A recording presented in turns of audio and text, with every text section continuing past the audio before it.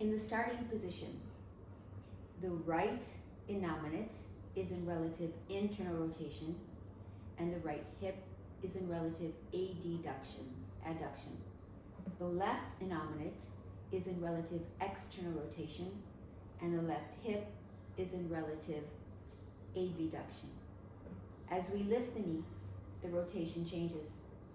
The right innominate goes into relative external rotation and the right hip goes into relative abduction. The left innominate goes into relative internal rotation and the left hip goes into relative adduction.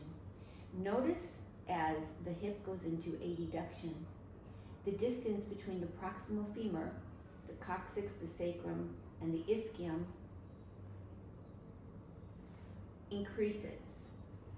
This increase of distance from the proximal femur to the rest of the pelvis lengthens the tissue on the inferior posterior pelvis.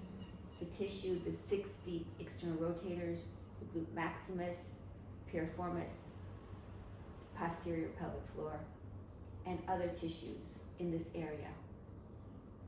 This releases these tissues that get excessively compressed from excessive external rotation or habits such as glute squeezing.